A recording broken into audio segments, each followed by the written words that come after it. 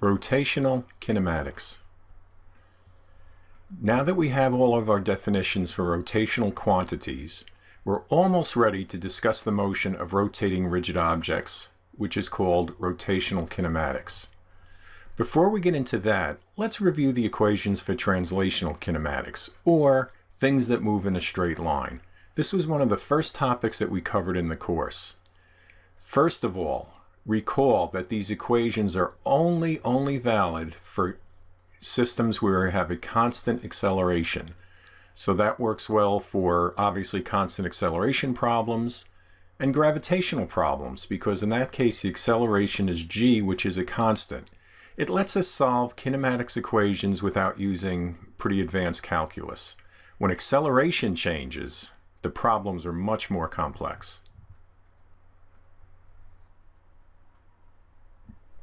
Here are the equations for translational kinematics. If you'd like more review on this, please go back to the kinematics section of this course.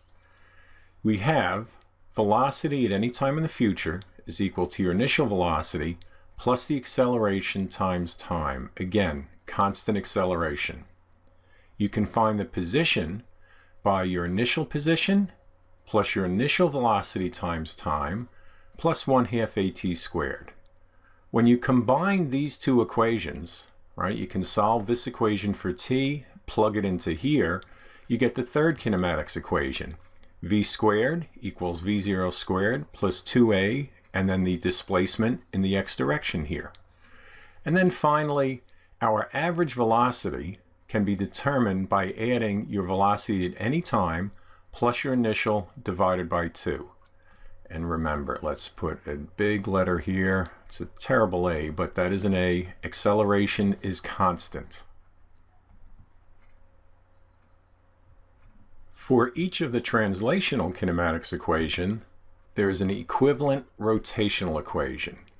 We'll derive the first one and then just present the others.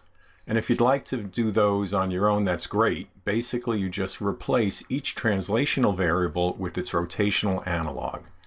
So we start here. V equals V0 plus AT. Well, V is R omega.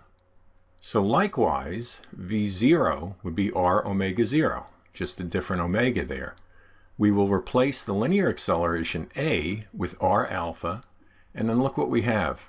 In each term, we have an R, which is the radius of your rotating disk, or whatever object you're talking about here. We cancel out the R's, and we come up with the first rotational motion kinematics equation. And here they are. Here's our rotational kinematics equations. Now you might notice over here for linear we use delta x because that's what we did in the first unit of the course. In this chapter we've been using delta s for a linear displacement. That's the arc length, but it doesn't matter. We can also use delta y, delta z, whatever variable describes a situation is okay here. And similar to translational equations, these rotational motion equations only work for a constant angular acceleration. If alpha is not constant, we cannot use these equations. These equations also work for something called rolling motion, and again, alpha has to be constant.